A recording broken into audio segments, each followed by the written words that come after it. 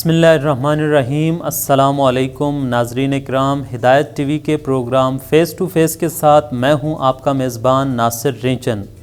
ناظرین اکرام، آج ایک نئے موضوع اور نئے مہمان کے ساتھ آپ کی خدمت میں حاضر ہوا ہوں، اور آج کا ہمارا موضوع ہے مذہبی ہم آہنگی۔ چونکہ کسی بھی معاشرہ ریاست کے لیے، اس کی تعمیر و ترقی کے لیے، بھائی چارگی کی فروغ کے لیے اور معاشرے کی سب سے بڑھ کر پرامن رہنے کے لیے مذہبی ہم آہنگی انتہائی ضروری ہے۔ اور بحیثیت مسلمان اگر ہم اسلام کی بات کریں، اسلام کے قوانین کی بات کریں، تو یہ واحد مذہب ہے جو سب کے حقوق کی تحفظ اس میں ہیں، سب کی حقوق کی باتیں یہ کرتی ہے۔ اس کے علاوہ اگر ہم دیکھیں آخری پیغمبر حضرت محمد مصطفیٰ صلی اللہ علیہ وآلہ وسلم کی ذات کو، تو وہ رحمت للعالمین بن کر تشریف لائے ہیں، اور ان کی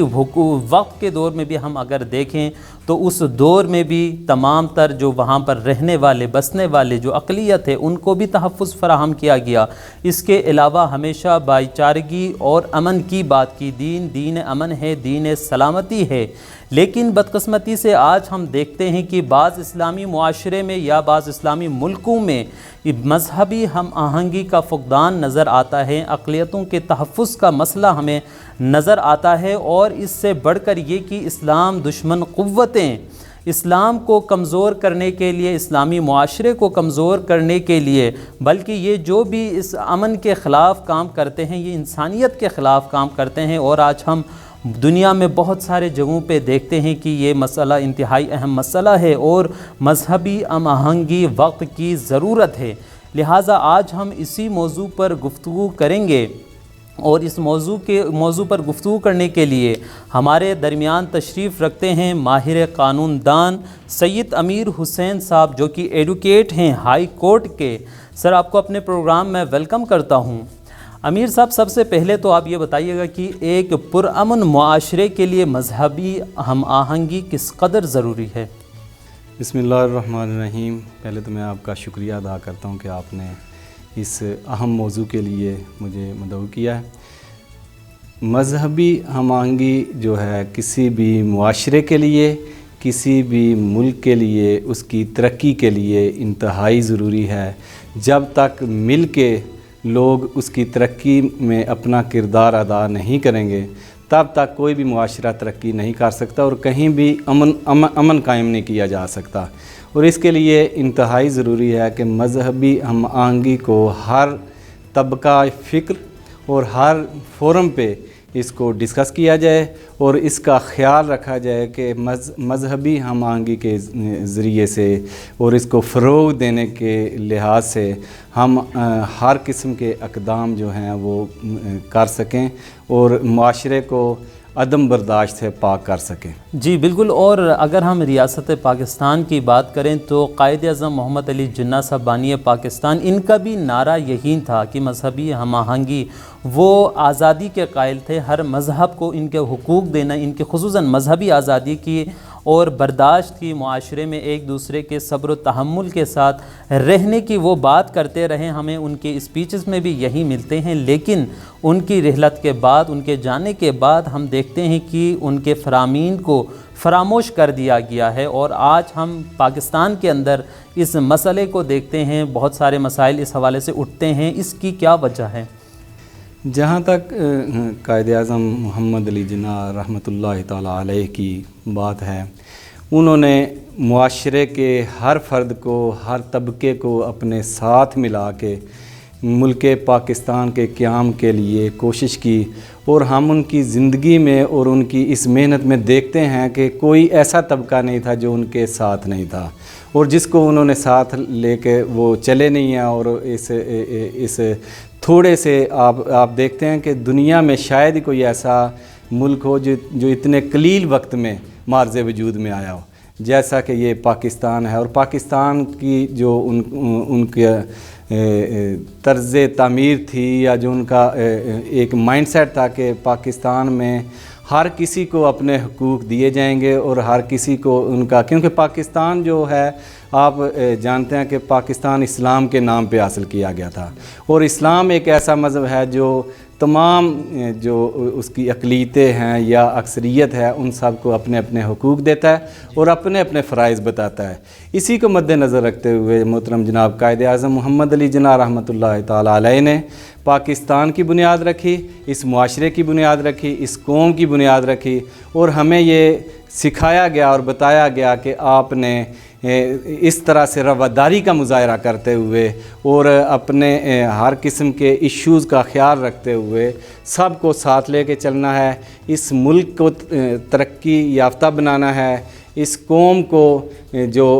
اس دنیا کی عام ترین قومیں ہیں ان میں لے کے جانا ہے۔ تو جہاں تک آپ کے سوال کا دوسرا حصہ ہے کہ اس کے بعد اس کو فراموش کر دیا گیا اور اس کو منوان جو ہے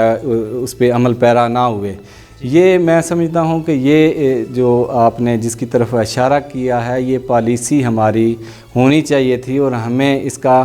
بھرپور خیال رکھنا چاہیے تھا، اور اب بھی رکھنا چاہیے۔ اب بھی اگر ہم سمجھیں کہ ہم اس قوم کو یا اس ملک کو صف اول میں لے کے جانا چاہتے ہیں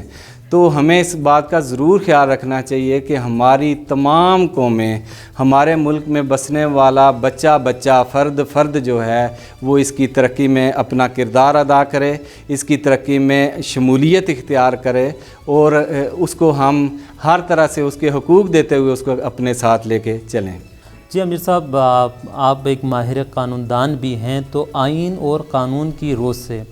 اقلیتوں کے حقوق کا تحفظ کیسے ممکن ہے، اور امن امان اور بھائی چارگی کو پھیلانے میں آئین و قانون کا کردار کیا ہے؟ آئین پاکستان جو ہے یہ تو مکمل طور پہ اقلیتوں کو اور باقی بھی جتنی بھی قومیں آباد ہیں پاکستان میں، آئین پاکستان ان کو تحفظ فراہم کرتا ہے اور ہر جگہ پہ کرتا ہے۔ ان کی عبادت گاہوں کے لحاظ سے دیکھ لیں، یا ان کی تعلیمات کے لحاظ سے دیکھ لیں، یا ان کی روزمرہ جتنی بھی ضروریات ہیں ان کو پورا کرنے کے لیے آئین پاکستان جو ہے اپنا کردار بھی ادا کر رہا ہے، اور آئین پاکستان ایک ایک چیز کو واضح کر کے ہمیں دیتا ہے کہ آپ ان کے جو حقوق ہیں ان کا تحفظ کریں۔ تو جہاں تک امپلیمنٹیشن کا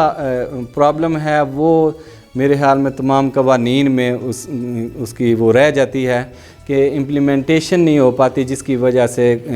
کچھ ایسا، اور کچھ یہ ہے کہ کچھ جو پاکستان دشمن قوتیں ہیں وہ بھی اس کا فائدہ اٹھاتے ہوئے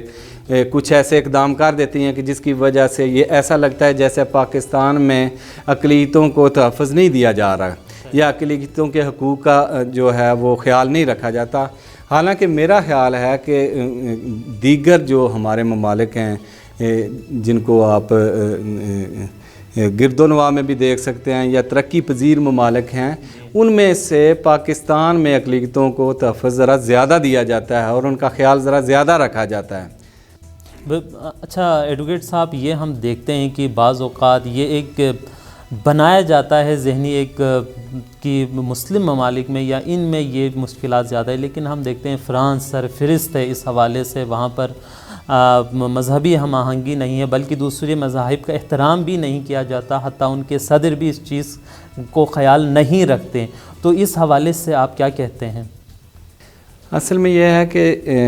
وہ ممالک جو ہیں خود کو ترقی یافتہ تصور کرتے ہیں اور ان کا ایک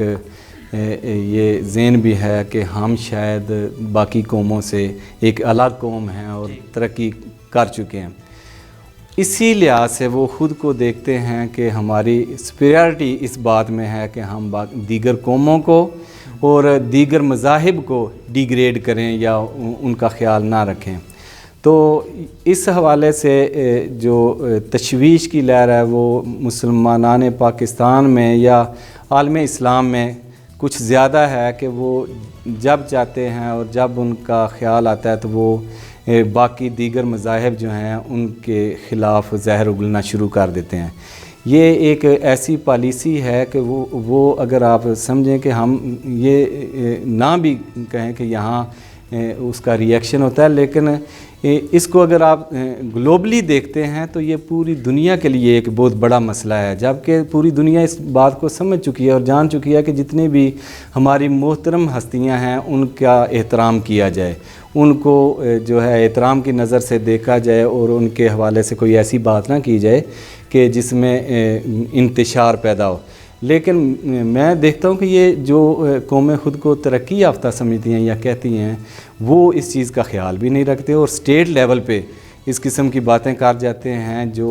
ان کو نہیں کرنی چاہیے اور جو دنیا کے لیے انتشار کا باعث بن سکتی ہیں اور فسادات پیدا ہو سکتے ہیں، اس چیز کو وہ نہیں رکھتے۔ یہ تو مسلمان ہیں کہ جو باقی لوگوں کو ساتھ لے کے چلنے کی کوشش کرتے ہیں یا باقی قوموں کو برداشت پیدا کرنے کی کوشش کرتے ہیں، یہ تو ان کی طرف سے بات جو ہے وہ سمجھیں کہ رہ جاتی ہے، ورنہ وہ اپنی طرف سے کوشش کرتے ہیں کہ ہر قسم کا فساد یا انتشار پیدا کیا جائے۔ تو پھر یہ جو ہم نعرے سنتے ہیں سویلائزڈ کے، ڈیولپڈ کنٹریز کے، یہ پھر کس قسم کی سویلائزڈ قوم ہے؟ یہ ان کا پھر معیار کیا ہے سویلائزڈ ہونے کا؟ جب وہ ایک دوسرے انسانیت کو جب نظر انداز کرتے ہیں تو پھر یہ کس قسم کی سویلائزڈ ہے؟ میرے خیال میں سویلائزیشن جو ہے وہ صرف انسانیت کی خدمت سے ہی پیدا ہو سکتی ہے یا انسانیت کی محبت سے ہی پیدا کی جا سکتی ہے۔ سویلائزیشن وہی ہے اور وہ جو ہمارا پیارا دین ہے وہ اس حوالے سے مکمل طور پر رہنمائی کرتا ہے کہ آپ کس طرح باقی قوموں کے ساتھ پیار کرتے ہیں، ان کے ہر حق کا خیال رکھتے ہیں۔ تو یہ ڈیولپڈ کنٹریز ہیں یا ان کی سویلائزیشن کا جو ہے یہ نعرہ میرا خیال ہے اب صرف عمارتوں کی حد تک ہو سکتا ہے یا بڑا ہونے کی حد تک کہ وہ ان کی سڑکیں بڑی ہیں یا گاڑیاں زیادہ ہیں۔ ادروائز یہ چیزیں جو ہیں یہ تو ایک نارمل چیز ہے کہ اس کا خیال رکھنا چاہیے کہ جب تک آپ انسانیت کا خیال نہیں رکھتے، چھوٹے بڑے کا، اجمی، عربی یا دیگر جس طرح بھی آپ قومیں سمجھ لیں، اگر ان کا خیال نہیں رکھتے یا ان کو آپ انسان ہی نہیں سمجھتے یا ان کے جذبات جو ہیں ان کا خیال نہیں کرتے، تو میرا خیال ہے سویلائزیشن کا یہ نعرہ اس طرح پورا نہیں ہوتا جس طرح وہ سمجھ رہے ہیں کہ یہ نعرہ ہم پورا کر رہے ہیں یا اس میں ہماری جان ہے۔ جی اچھا ایڈوکیٹ صاحب، ابھی مذہبی ہم آہنگی اور اس کی فروخت کے لیے مطلب اکثر جب ہم مذہب کے ہی جب کوئی بھی مذہب کے حوالے سے نام آتے ہیں تو ہمارا جو نظریہ یا ہمارے نگاہیں علماء کرام کی طرف اٹھتی ہے، تو آپ کیا سمجھتے ہیں اس حوالے سے ذمہ داری صرف علماء کرام پر ہی عائد ہوتی ہے یا معاشرے کے ہر فرد کو اپنا کردار ادا کرنا چاہیے؟ یہ بات تو اس حد تک درست ہے کہ علماء اکرام کا ایک بہت بڑا کردار ہے اس حوالے سے کہ وہ مذہبی رواداری ہم آہنگی کو آگے بڑھائیں، اس کے فروغ میں اپنا کردار ادا کریں۔ جی لیکن یہ ہے کہ اس کے ساتھ ساتھ ہم دیکھتے ہیں کہ معاشرے میں دیگر جتنے بھی ادارے ہیں یا حکومتیں ہیں یا دیگر لوگ رہنے والے ہیں، ان کو بھی انفرادی طور پہ بھی اپنا اپنا کردار ادا کرنے کی ضرورت ہے۔ اس چیز کو انتہائی جو ہے اہم سمجھتے ہوئے اس چیز کو ضرور دیکھنا چاہیے کہ کوئی ایسا اگر مسئلہ پیدا ہوتا ہے تو اس میں سارے اپنا کردار ادا کریں۔ جہاں کوئی ہے اس چیز کا انتظار نہ کیا جائے کہ کوئی اوپر سے آئے گا اور وہ اسپیشلی جو انسٹرکشنز ہیں وہ دے گا اور فالو کریں گے۔ کوئی ایسی وجہ وقتی طور ہو سکتی ہے جہاں لوگوں کو خود جو ہے قومی لحاظ سے اس چیز کو فروغ دیتے ہوئے یہ سوچنا پڑے گا، یہ سوچنا چاہیے کہ اس میں ہمارا کردار کیسا ہونا چاہیے اور ہمیں ہم آہنگی کے لحاظ سے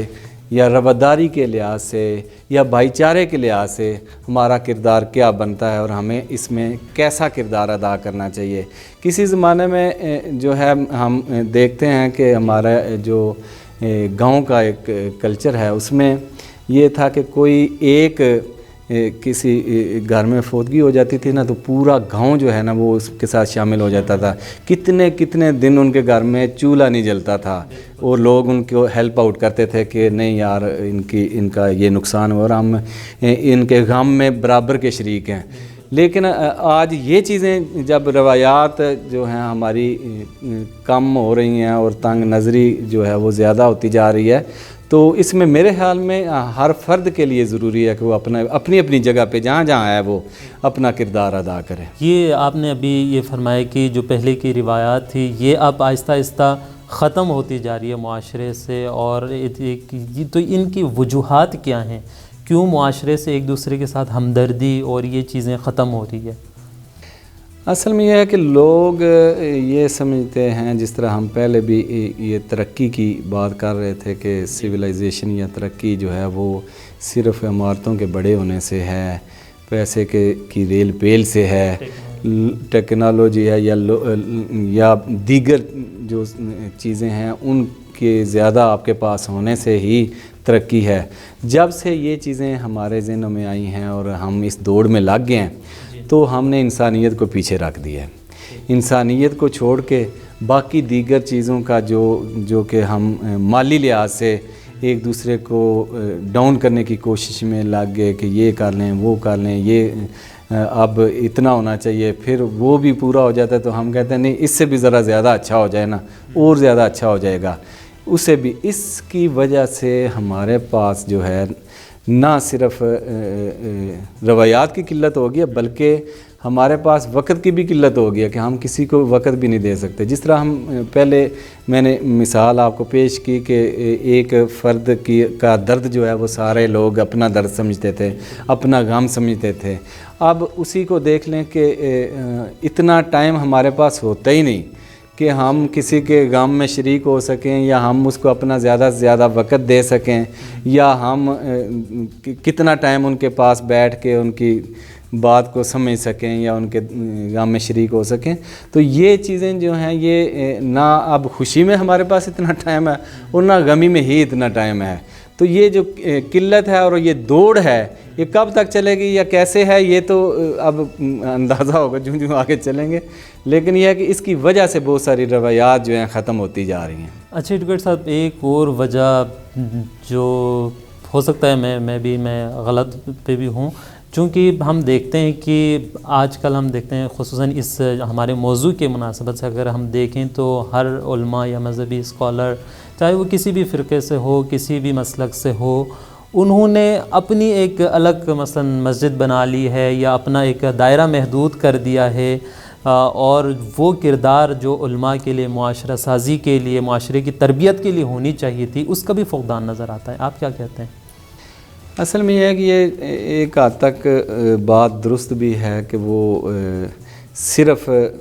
اس کام میں لگ گئے کہ لوگ میرے پاس کتنے آ کے بیٹھتے ہیں یا میں کتنے میرے فالورز ہیں، تو ان کو بڑھاتے بڑھاتے وہ کہیں زیادہ آگے نکل گئے۔ اس سے نقصان یہ ہوا کہ جو لوگ اکٹھے بیٹھ سکتے تھے ایک ہی گھر میں، بعض اوقات دو مسالک کے لوگ، دو بھائی جو ہیں دو مسالک کے بھی ہوتے تھے یا زیادہ سے بھی ہو سکتے تھے، تو وہ پہلے آپس میں برتاؤ بھی کرتے تھے، آپس میں خوشی غمی میں بیٹھتے اٹھتے بھی تھے، لیکن جب سے ایسا ماحول پیدا ہوا ہے تب سے کھینچا تانی شروع ہو گیا، نہیں وہ نہیں کرنا، یہ نہیں کرنا، ادھر نہیں جانا، ادھر نہیں جانا۔ تو اس سے جو ہے مسائل معاشرے میں زیادہ ہوئے ہیں، جو ہم آہنگی ہے اس کی کمی ہوئی ہے اور رواداری کو جو ہے وہ نقصان پہنچا ہے۔ تو اسی سے ہی آپ دیکھیں نا کہ جتنی ہمارے اگینسٹ قوتیں ہیں وہ مذہبی لحاظ سے اگینسٹ ہیں یا پھر وہ ملک پاکستان کی سالمیت کو نقصان پہنچانے کے لیے وہ اس سے فائدہ اٹھاتے ہیں اور ان چیزوں کو زیادہ ہوا دیتے ہیں۔ جی بالکل، یہ ہو گئے۔ اس کے علاوہ ایک اور چیز ہم دیکھتے ہیں کہ اگر پرانے وقتوں میں دیکھیں علماء کرام، صوفیاء کرام، ان کے جو کلام ہیں، خود صوفیانہ جو کلام ہے، یہ معاشرے پر کافی اثر انداز ہوتی تھی۔ حالانکہ اس دور میں نہ آج کی طرح ٹیکنالوجی تھی نہ اور کچھ، یعنی ایک سینے سے سینے میں یہ چیزیں منتقل ہوتی تھی یا زبان سے زبان تک۔ آج تمام تر چیزیں، technology, social media, platform سب ہونے کے باوجود ہم دیکھتے ہیں یہ چیزیں ہیں، ایسا نہیں کہ نہ ہو، لیکن جس مقدار میں، جس وسائل کے ساتھ جو ہمارے پاس ہونی چاہیے تھی وہ نہیں ہے۔ اس کی کیا وجوہات ہو سکتی ہے؟ یہ بڑی کمال آپ نے بات کی ہے کہ جو صوفیاء کرام کا کردار ہے، خصوصاً یہاں ہمارے ہندو پاک میں آپ دیکھتے ہیں کہ اسلام کے آنے کی جو مضبوط وجہ ہے وہ صوفیہ کرام کی تبلیغ ہے. اسی سے ہی یہاں ہر طرف جو ہے اسلام کی لہلہاتی جو کہہ لیں فصلیں ہیں وہ آباد ہوئیں. تو یہ تھا پیغام ان کا رواداری کا، یہ تھا پیغام ان کا محبت کا، یہ تھا پیغام ان کا پیار کا، اور جس کو ہر جگہ پہ جو ہے گنگنایا جاتا تھا، اور ان کے محبت کے گیت ہر گھر میں پہنچتے تھے، ہر سینے میں پہنچتے تھے، ہر دل پہ اثر کرتے تھے، اور لوگ کھینچے کھینچے چلے آتے تھے. اور یہ اس وقت جو تھا نا وہ ایک وہ بات تھی کہ دو بزرگوں کے مریدین تھے، تو وہ کہنے لگے کہ میرے جو بزرگ ہیں ان کا مرتبہ زیادہ ہے، دوسرے نے کہا کہ میرے زیادہ ہیں. انصاف کے لیے کسی ایک بزرگ کے پاس وہ حاضر ہوئے تو انہوں نے خود فرمایا کہ بات تیری اپنی جگہ ہوگی، لیکن وہ تو کہیں مقام رکھتے ہیں جن کی آپ بات کر رہے ہیں، ان کا مقام تو کہیں ہے. تو وہ دوسرا کہنے لگا دیکھو میں نے یہ پہلے آپ کو بتایا تھا کہ میرے مرشد کا کہیں مقام ہے. تو جب ان کے پاس پہنچے دونوں تو انہوں نے کہا کہ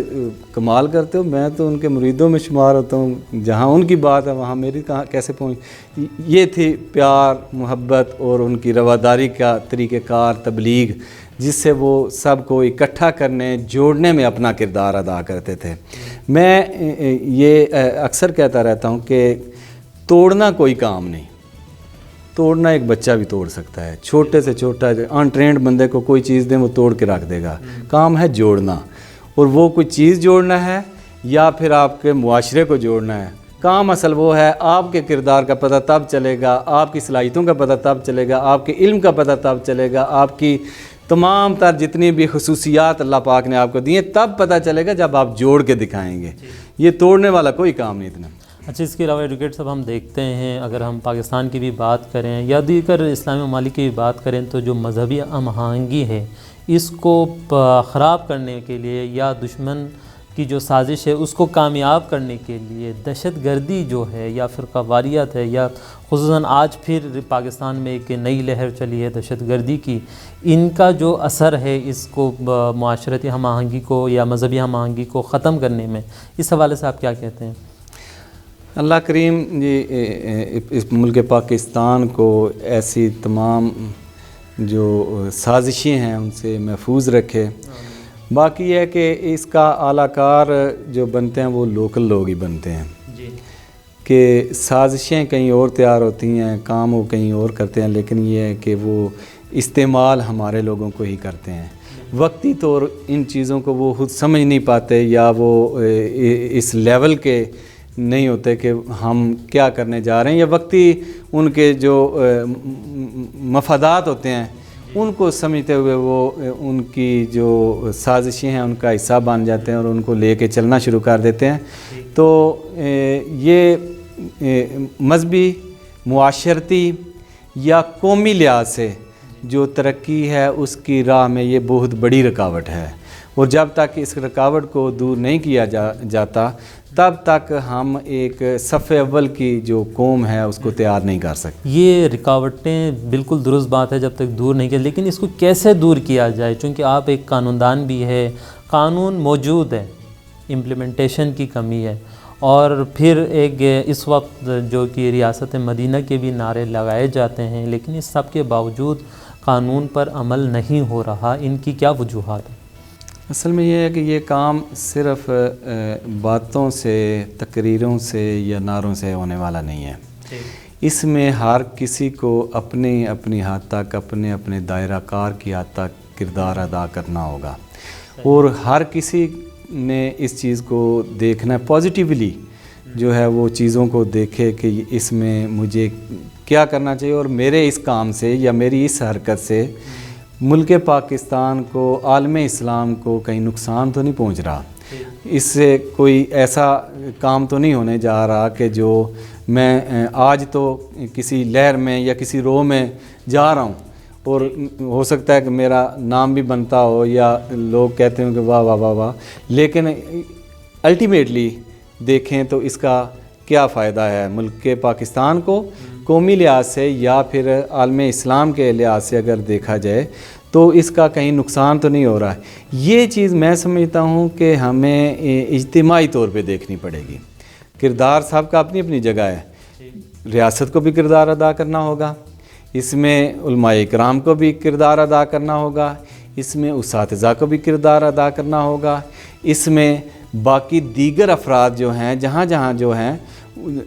وہ میڈیا کا کہیں تو میڈیا کا بھی بہت بڑا کردار ہے اس میں, اور قانون دان جتنے بھی ہیں, ہماری لائرز کمیونٹی ہے, ان کا بھی ایک اپنا رول ہے, اور سب کو اپنی اپنی جگہ پہ یہ کردار ادا کرنا ہوگا تاکہ مذہبی ہم آہنگی کو فروغ دیا جا سکے اور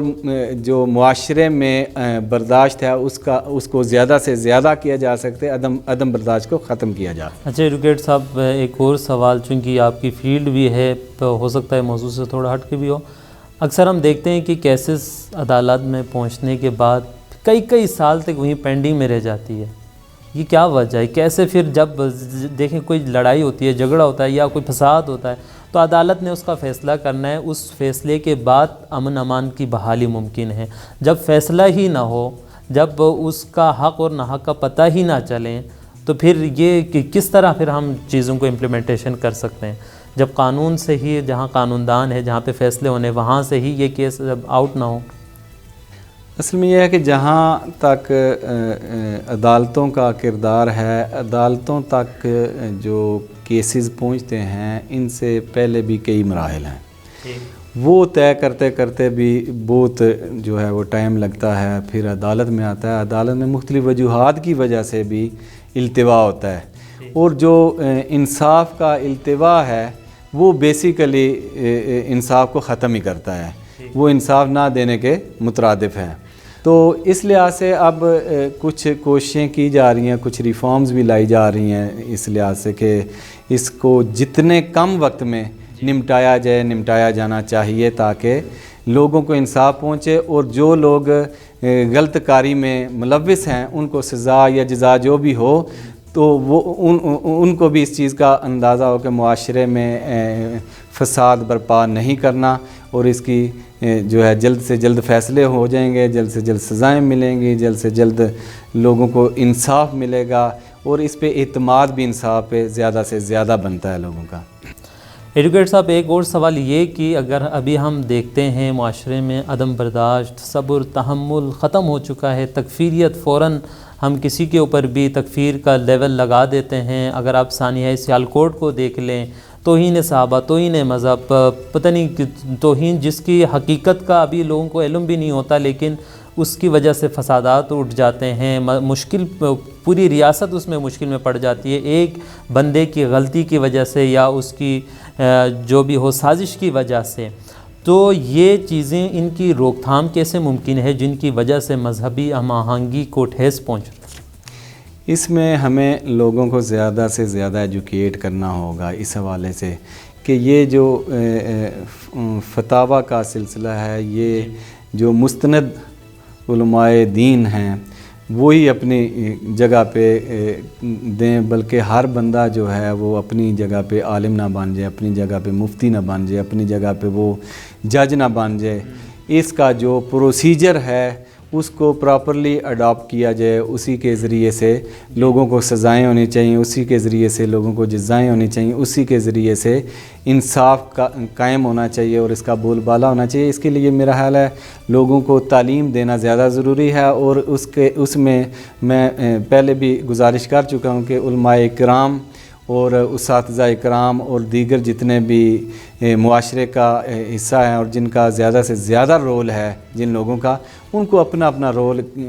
ادا کرنا چاہیے تاکہ ایسے جو ہمارے ہاں